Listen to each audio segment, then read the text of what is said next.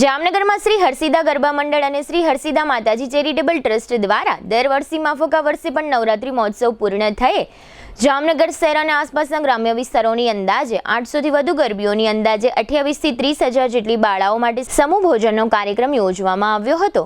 શ્રી હરસિદ્ધા ગરબા મંડળના પ્રમુખ રાજુભાઈ જોશીના જણાવ્યા પ્રમાણે 1975ની સાલથી દર વર્ષે આ કાર્યક્રમ યોજવામાં આવે છે અને આ વર્ષે આ મહોત્સવને 50 વર્ષ પૂર્ણ થતા હોય તમામ બાળાઓને સમૂહ ભોજન બાદ તમામ બાળાઓને લાણી વિતરણ પણ કરવામાં આવ્યું હતું। આ તકે સંતો મહંતોએ આશીર્વાદ પાઠવ્યા હતા અને શહેરના વિવિધ શ્રેષ્ઠીઓ ઉપસ્થિત રહ્યા હતા।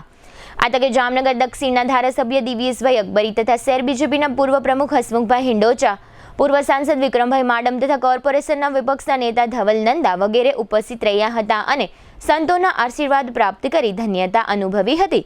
તેમજ હરસિદ્ધા ગરબા મંડળના પ્રમુખ રાજુભાઈ જોશીને આ સેવા કાર્ય બદલ અભિનંદન આપ્યા હતા। આ પ્રસંગે જીટીપીએલ જામનગર ન્યૂઝના મેનેજિંગ એડિટર જયેશભાઈ રૂપારેલિયા દ્વારા પણ આ મહોત્સવ યોજવા બદલ મંડળના પ્રમુખ રાજુભાઈ જોશીનું ફૂલહારથી સ્વાગત કરવામાં આવ્યું હતું અને રાજુભાઈ જોશીને અભિનંદન પાઠવ્યા હતા।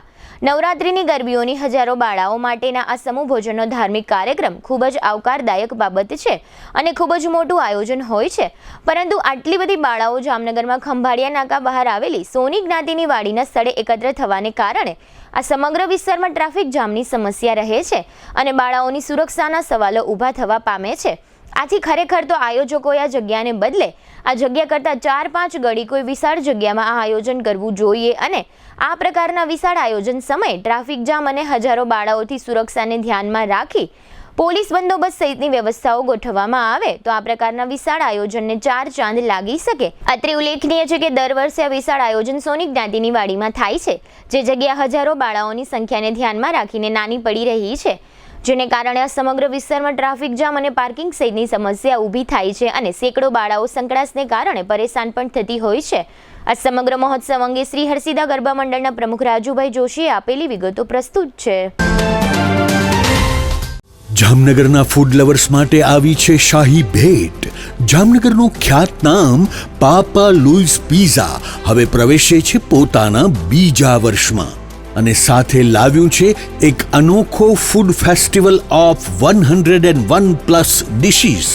અનલિમિટેડ પિઝાની વેરાયટી સાથે પંજાબી, ગુજરાતી, ફુલકા રોટી, Chinese, South Indian, Italian taste અને પાણીપુરી તથા ઇન્ડિયન મીઠાઈ સહિત 101થી વધુ સ્વાદિષ્ટ વાનગીઓ, તે પણ અનલિમિટેડ।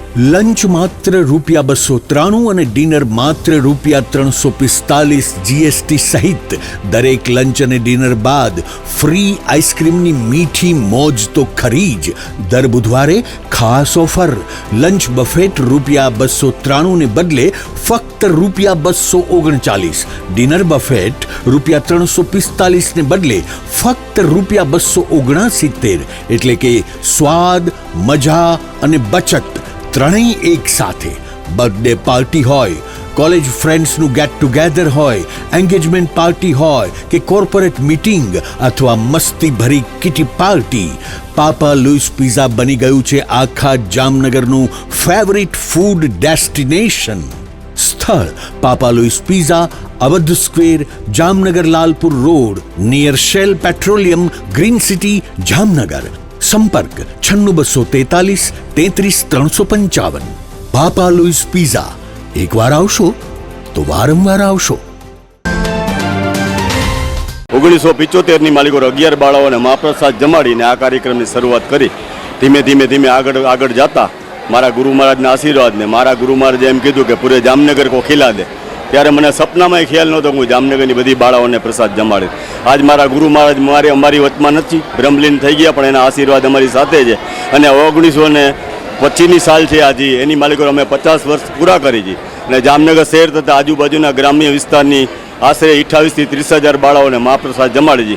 એમાં સંતો મંતો પણ વધારે છે આશીર્વાદ દેવા માટે અને આજે 50 વર્ષ પૂર્ણ કરી એ ખુશીની માલિકો અમે અમારા મંડળ તરફથી, અમારા ટ્રસ્ટ તરફથી તમામ બાળાઓને લાણી વિતરણ કરવાના છે। ભગીરથ કાર્યક્રમ છે। આ આશરે 28,000 બાળાઓને લાણી આપવાની અમારી તૈયારી છે અને આ જમણવાર ઓછામાં ઓછો 4 થી 5 વાગ્યા સુધી ચાલવાનો છે।